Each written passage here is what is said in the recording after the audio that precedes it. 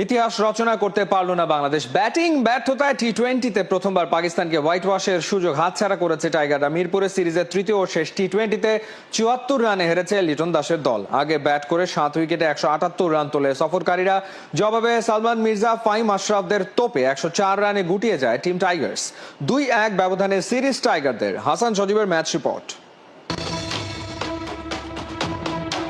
একাদশে 5টা পরিবর্তনই কি কাল হয়ে দাঁড়ালো বাংলাদেশের জন্য? ছন্দে থাকা মোস্তাফিজুর রহমান একাদশের বাইরে, পারভেজ ইমনকেও রাখা হয়নি শেষ ম্যাচে। ভুলভাল 11-এ খেলতে নামার মাসুলে কি গুনল টাইগাররা তৃতীয় টি-20-তে?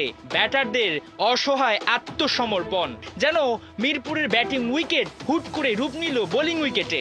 সুযোগ পেয়ে লুফে নিল পাকিস্তান, এড়ালো হোয়াইট ওয়াশের লজ্জা। সিরিজের তৃতীয় টি-20, মিরপুরের টস ভাগ